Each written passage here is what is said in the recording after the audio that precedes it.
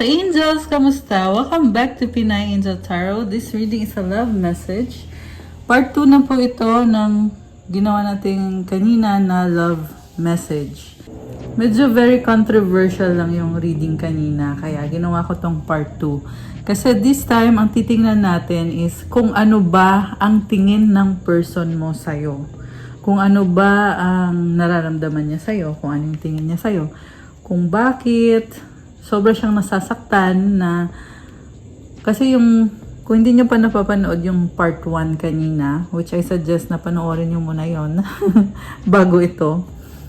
Pero ang nangyari kasi doon is nagkaroon ng breakup, nagkaroon ng cheating sa part mo. Yung person mo ngayon ay tumalikod na sa connection. Pero the reason kung bakit na tumalikod siya is kasi dahil sobra siyang nasasaktan. Kasi nga may lumabas na third party at parang pakiramdam niya nilagay siya sa isang sitwasyon na kung magsistay siya is napakasakit. Sobrang unbearable yung sakit. Kaya kasi ang tanong is bakit siya nasasaktan ng ganon? Syempre kasi mahal ka niya, di ba? So ang tanong is ano ba yung tingin niya sa'yo? Ano bang nararamdaman niya sa'yo? Anong nakita niya sa'yo kung bakit siya na in love sa'yo? Bakit kanya minahal kahit na nasaktan mo siya pero nararamdaman niya yung pagmamahal sa'yo? So, na-ready ko na yung cards dito, guys. Overall energy dito is 7 of Pentacles. Una sa lahat, ikaw ay very hardworking at very private, may sarili kang mundo eh. Very practical ng energy mo. Mysterious ka din sa kanya. Malakas ang intuition mo. Yun yung nagustuhan niya sa'yo, una sa lahat. And parang may ugali ka kasi na lagi mo inuuna yung sarili mo, lalo na when it comes to career, money, stability. So, na-attract siya sa'yo kasi very independent ka. And parang hindi ka nakakontento, you are always doing your best para lalong gumanda yung buhay mo, lalo kang umangat sa trabaho mo, sa finances mo. And then, yung next cards mo dito is 5 of Pentacles, 9 of Wands, the Hierophant, 6 of Swords, 10 of Wands. So, parang nanggaling ka sa isang traumatic na situation which is making you stronger as a person. At nakikita niya sa'yo yon na palaban ka kung ano yung gusto mo achieve sa buhay mo, talagang gagawin mo or ipipilit mo para sa mga mahal mo sa buhay, sa family mo, sa anak, kung meron kayong anak. Very optimistic ka, burden ka, pero yun yung gusto niya sa'yo kasi nagsasacrifice ka.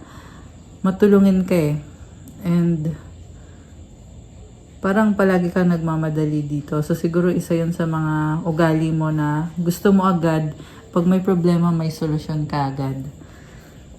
Ang lakas ng fire sign, Aries, Leo, Sagittarius. Although kahit naman anong sign pwede. Meron din ditong energy ng Taurus, Pisces, at merong Earth sign, Capricorn, Taurus, Virgo, Air sign, Gemini, Libra, Aquarius. Merong konting water sign. Yeah, merong water sign, Cancer, Pisces, Scorpio. Also, maganda yung communication sa inyo. Yung nga lang, mysterious ka, pero gusto niya din yun sa'yo na parang hindi mo sinasabi agad lahat. So, siguro na-intriga siya kung ano ba talaga yung totoo, ano yung totoo nararamdaman mo. Your person finds it very mysterious. And you will not settle for less. King of Wands energy, very attractive. So, na-attract siya sa'yo physically. Sa ugali mo din. Pero itong card na to kasi more on physical attraction. And then, magkaiba kayo ng ugali pero tinanggap mo siya. At pasensyoso or pasensyosa ka sa kanya. Yun yung nagustuhan niya sa'yo. You're also very passionate sa mga gusto mong ma-achieve sa buhay mo. Which is nasabi ko na ata yun. O, kasi lumabas ulit dito eh. So, yun yung mga nagustuhan niya sa'yo. Ayan. Gusto ka nitong taong to kung ano ka. Ayan. Okay, tingnan pa natin guys ha. Parang may ugali ka na very emotional. Nakikita niya yun sa'yo eh. Tinatago mo pero alam niya. Meron kang damon eh. Ayan. When it comes to your emotions, very private ka. Kasi marupok ka eh. At alam niya yon na may weakness ka sa part na yon. Nare-recognize yun ng taong to. Ano pang nagustuhan niya sa'yo? 9 of Cups, masayahin ka, hot ka, as in hot in a sense na you want to express yung physical attraction mo sa kanya. Ayan o, 9 of Cups, Ace of Wands. This is very romantic energy. Di ba may heart? Ayan o. So, gusto niya sa'yo yung pagiging romantic mo and also being creative. So, definitely attracted kayo sa isa't isa. 6 of Cups, nagustuhan niya sa'yo kasi feeling niya komportable siya sa'yo. You have a past life connection, soulmate connection. Okay? Soulmate to guys, hindi to twin flame sa nakikita ko kasi yung iba kasi meron kasi din naman nanonood dito na twin flame. Meron iba na soulmate. Okay? So, take it how it resonates. The Star in reverse and the Queen of Pentacles. Reverse ba talaga? Oo, naka-reverse nga. So, hindi ka mayabang. Kahit na maraming nakakapansin sa'yo, pero parang simple ka lang. Hindi mo... Parang nakikita niya sa'yo na nasa spotlight ka, pero hindi mo yon parang hindi siya, hindi ka nagiging mayabang. Sorry, nahirapan ako ma-explain in Tagalog, sa totoo lang. Pero the point is, yun nga, nakikita niya kasi sa'yo na simple ka lang kahit mukhang maraming nagkakagusto sa'yo. Queen of Pentacles in reverse. So, very practical. Parang mahiyain. Mahiyain ka. So, nagustuhan niya pa yung pagiging mahiyain mo. Okay. Sa bottom of the deck, Emperor. Wow. Lumalabas dito, very brave and strong ka naman pala eh. You have your own empire. Pero hindi mo, tahimik ka lang, hindi mo pinagmamayabang. Pero you have this in you. And I can feel leader. Leader yung nakikita ko dito. Emperor with the King of Swords. So, matalino. Leader. Okay. Ano pa? Princess of Swords. Mahilig mag-aral or maghanap ng mga kasagutan. So, siguro curious. Very curious ka. Okay. Knight of Cups. Sweet. Oh, wow. Ang sweet. Okay. Gusto niya sa'yo yung pagiging sweet, pagiging curious. Ayan. So, tingnan pa natin. Ano yung pinaka na gusto? Oh, guys. We have Empress sa bottom of the deck. Oh my gosh. So, in love ka sa kanya, no? Okay. Nagustuhan niya sa'yo yun. Okay. Ay, shucks. Nalaglag. Okay. So, tumalon yung mga cards. Okay, reverse ba to? Okay, let's take it as upright na lang. So, 5 of Swords. Reverse daw eh. Okay, edi reverse. Reverse kung reverse. 5 of Swords. Okay. Ang nagustuhan niya sa'yo is kahit na nag-aaway kayo, pero hindi mo siya inaaway. Tatawa ko dun Kahit na may misunderstanding kayo, pero hindi mo siya pinapagalitan. So, parang the Sun in reverse, tinatago mo. Kaya kung may misunderstanding kayo, hindi mo pinapamukha sa kanya kung ano yung weakness niya, kung ano yung mali niya. So, yun yung nagustuhan niya sa'yo. Oh my gosh, kinilig ako. Okay. The Chariot, mabilis ka rin. And you want, parang kung ano yung gusto mo agad makuha agad. Okay.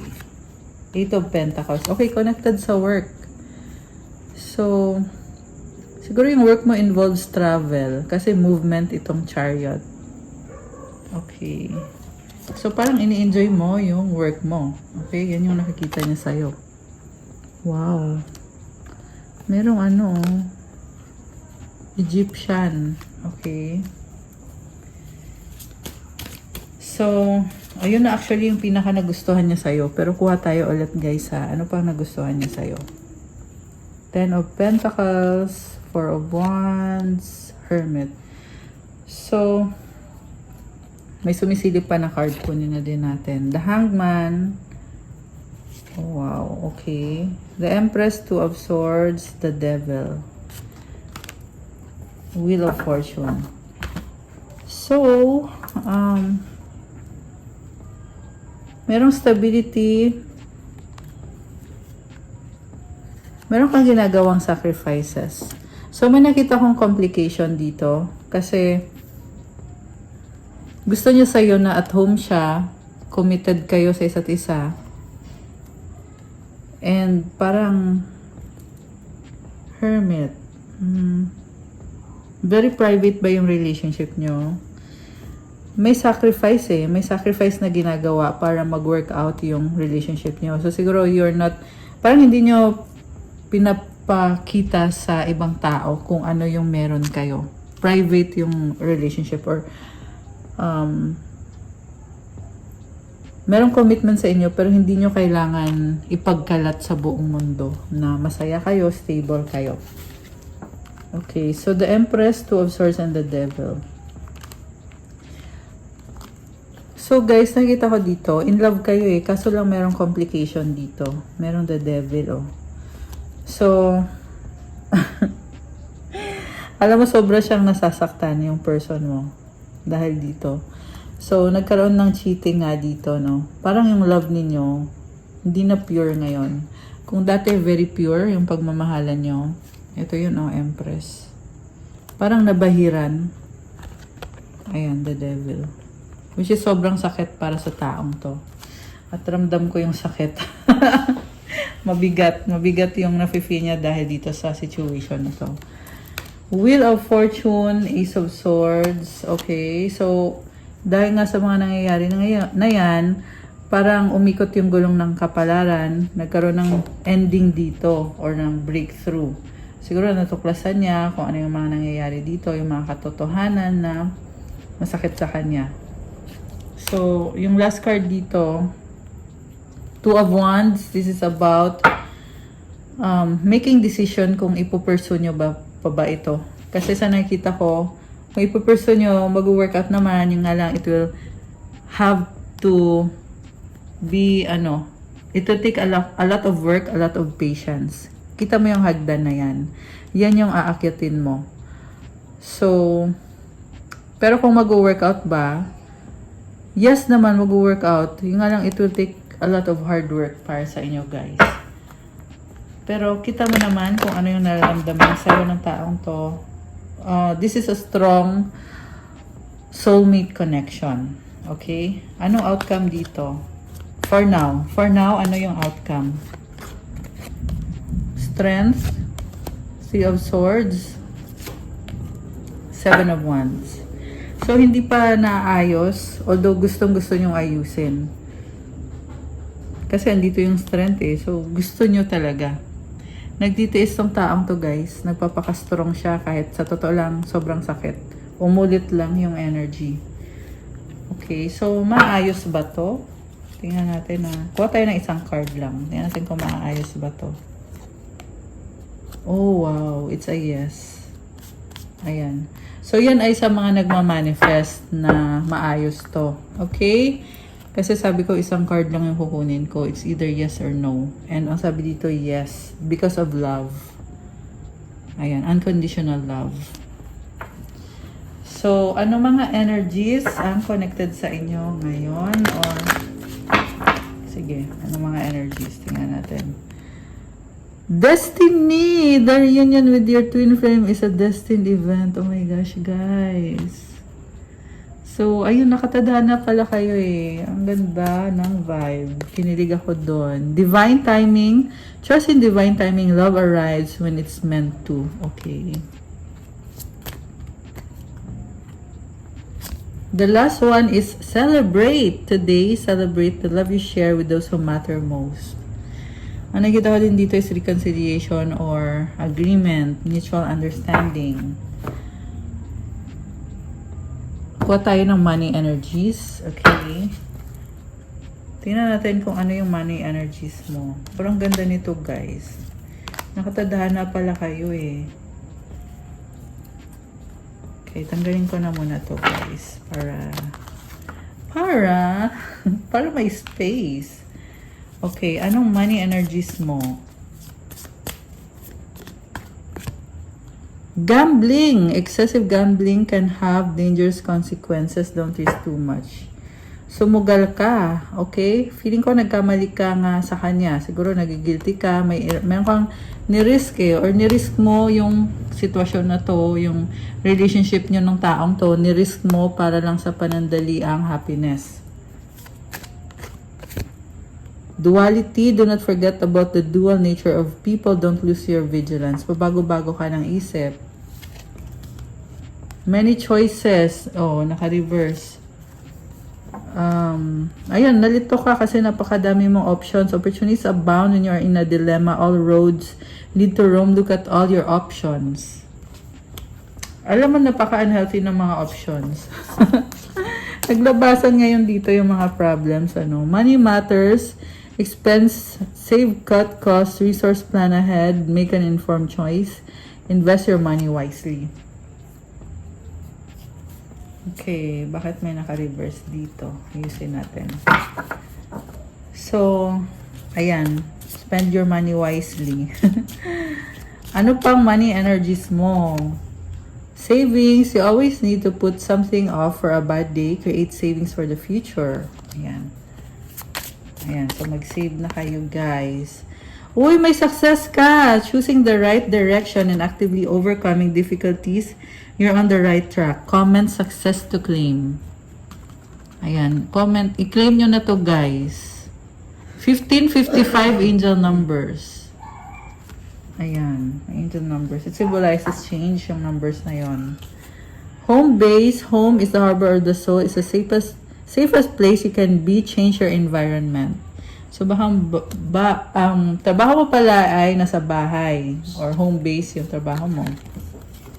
Mind power, use your intelligence, analyze data logic, and think rationally, lead with your mind. Alam mo, meron kang kinaka-stress. Kasi ganun siya nung lumabas, naka-reverse. So guys, kung ano man yung kinaka-stress mo,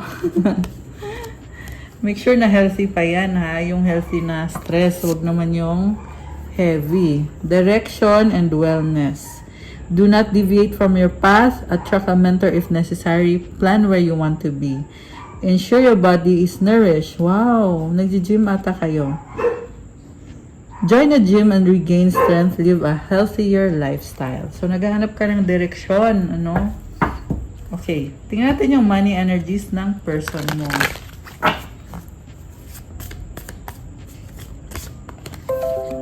Expression, open up your heart and connect with others. Express your creative self. Wow. So, ang nakita ko dito is extrovert. Ay, sorry, ang ingay ng mga aso namin. Sensya na, guys. So, ang nakita ko dito is someone na extrovert eh. So, ayan, very talkative. Foresight and love affair. Pay attention to things that are important to ensure wealth. Be farsighted and alert. Oh. Love affair, beware. Love affairs at work rarely and well. Don't lose your mind. Oh my God. Parang may other person yung person mo. Or, naghahanap siya kasi may foresight. Oh my gosh.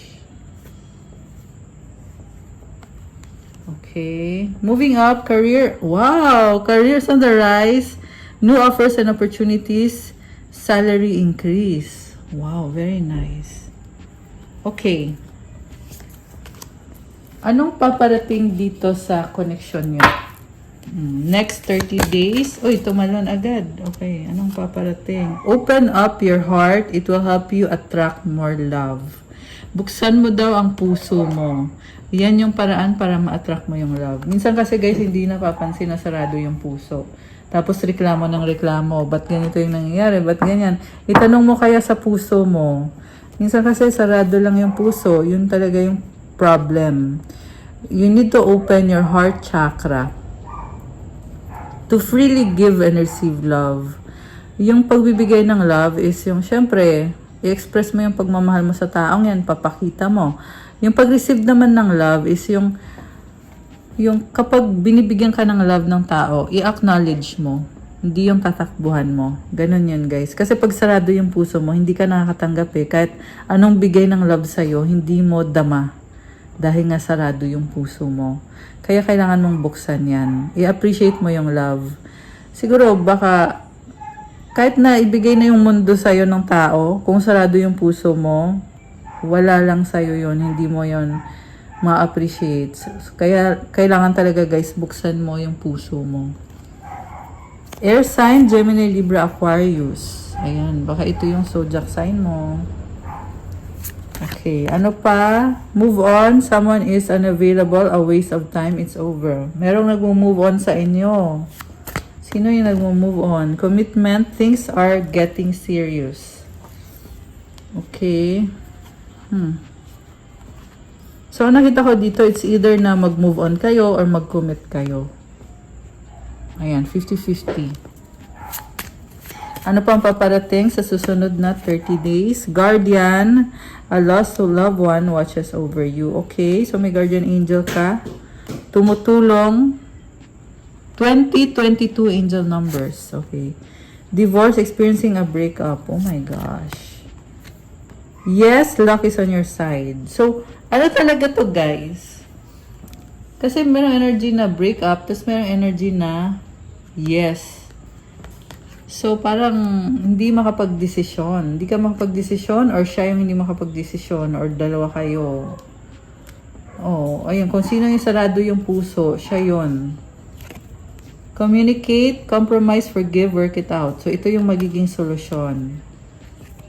Caution, find out more information. Don't overwork yourself. No, it's not the right time. So, connected to sa more information, parang tingin ko dito, may duda ka na may iba na siya eh. Kaya nag-no. Meron pagsaselos, no? Okay. Manifest and gambling. Tell the universe exactly what you want. Problems with addiction or gambling, bad finances.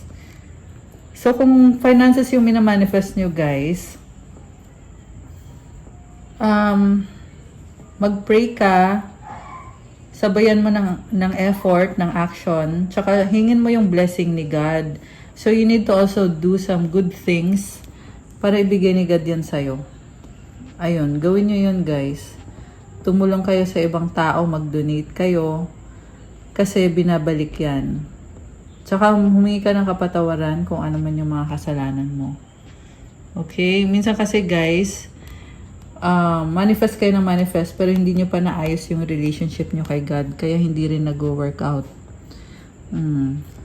So, gagawa ako ng content about yung tamang pagmamanifest.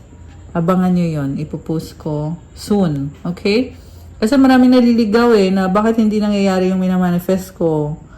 O, una sa lahat, tama ba yung ginagawa mo? So, i-clear mo muna yung sarili mo. Dapat wala kang guilt, wala kang mga kung ano-anong kabulastugan na ginagawa. Kasi paano ka bibigyan kung maraming mabibigat na nag-weigh down kasi yan eh. Kailangan mo yan i-let go. Kailangan free ka, kailangan magaan, kailangan pure yung intention mo. Kasi guys, kahit gaanong manifest mo dyan, kung ayokong sabihin yung salita, pero the point is, you just have to really clear yourself, make space para mangyari yung manifestation. Abangan nyo yung ipopost ko about manifestation. Health issues could arise. Okay, pregnancy. Oh, sino yung buntis? Someone is expecting, someone is too full of themselves. So, meron kayong kadeal dito na narcissist or someone na, okay. Mother or pregnant. Moving, change of residence, moving in with your partner. Okay, ano pa? Pets, getting a new pet, giving a current pet more love. Challenges, make a decision, work on inner healing. Okay, so yan yung mga paparating.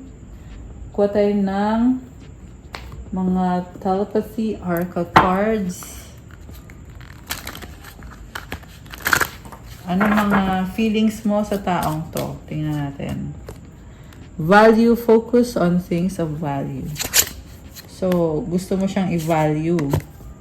Study, let love show you how to learn from each other. So, pinag-aaralan mo siya or natututo ka sa kanya. Telepathy, close soul connections, harmoniously synchronized reenactment of telepathic moments. Wow, guys! Nababasa niyo isip ng isa't isa. Openness, be open to receive divine guidance in relationships. Okay. So, ano naman yung feelings niya sa'yo, nitong person na to? Strength, the power of love is like a magnet drawing souls together. So, namamagnet siya sa'yo. Acceleration, speed up and chase the results you want. Mabilis tong energy na to eh. So, siguro may mabilis na mensahe or travel. Synchronicity, divine soul matches. Have amazing moments of synchronicity. Wow! Kung ikaw may telepathy, siya naman may synchronicity. Commitment is an important factor in building a successful relationship. Ayun naman pala eh. Committed siya sa'yo. Embrace at the bottom of the deck. Embrace what fate has in store for you. So, ayun, in-embrace niya itong connection na to. Okay. Ito pa, gusto mong lumabas yung Cupid. Love is in the air when Cupid's around. Let go. Some things are best let go and let the universe work out in its divine time. So, mahal ka niya, pero nile-let go niya yung situation. Parang hindi niya pinipilit. Moment. Think of a special moment that brought you and your partner so much joy. Okay. Kuha tayo ng sumilip pa tong 11-11, oh. Twin flames. It symbolizes harmony and balance in soulmates. Okay. Tingnan natin ang advice para sa'yo. Okay. Advice para sa'yo. At advice para sa person mo. Okay.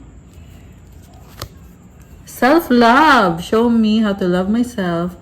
Show me how to take care of the inner child. Show me how to be kind within. When you step into self-forgiveness, so much can change on the outside. Alam mo guys, kung gusto niyo ng successful relationship, mahalin mo yung sarili mo. Unahin mo yung sarili mo. Kasi pag minahal mo sarili mo, saka lang din makakapasok yung pagmamahal mo sa ibang tao. Kung hindi mo pa mahal yung sarili mo, i-process mo muna to. You need to do self-forgiveness. Parang may mga pattern ka na hindi mo pa napatawad yung sarili mo. So, sa totoo lang, kung andyan yung willingness mo, madali lang gawin to, yung self-forgiveness. You just have to pray about the situation and surrender it to God. I-declare mo na pinapatawad mo yung sarili mo. And trust me guys, and believe me guys, magbabago yung buhay mo. Hindi lang energy yung magbabago. Hindi lang yung feeling mo yung magbabago, but yung sitwasyon mismo. So, pag-aralan mo kung paano mahalin yung sarili mo. At alagaan yung inner child sa'yo. Ibig sabihin, be gentle sa sarili mo. Yung inner child, ikaw yan eh. So, if you are a child at heart, paano mo aalagaan yung child na yun? Di ba syempre, bibigyan mo ng pagmamahal, pagpapasensyahan mo, aalagaan mo. So, yun muna yung gawin mo. Hindi naman masasayang yung oras mo dyan. Kasi, pag ginawa mo yan, inaayos mo yung buong buhay mo. Okay? For the person naman, for your person, wow! Relationship! Oh my gosh! I call in the infinite power of love to take over this union in every way. May it now fully belong to the divine. Oh my gosh. Let it unfold in the perfect way for each of us. I needn't fear letting go of control. My needs are always abundantly met. Alam mo, grabe tong person mo. Napaka-pure ng puso niya. Ang na-feel ko dito is angelic na energy. I feel like this person has a very spiritual gift or connected siya sa angels niya. Sinusurrender niya yung connection ninyo kay God.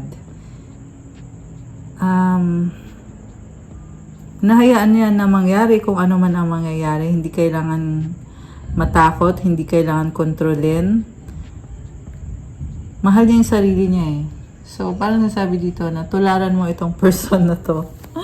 Kasi sa ngayon ito, nandito ka sa process ng self-love. So, pag na-match mo siya, nakita ko dito, magkakayos kayo nitong taong to. Mahalin mo sarili mo.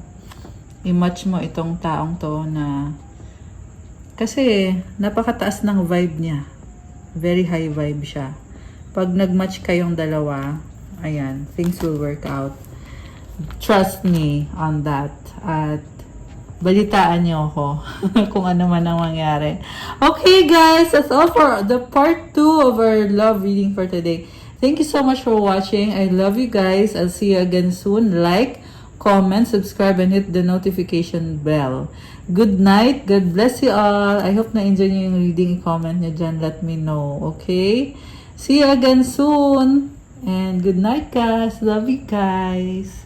Bye!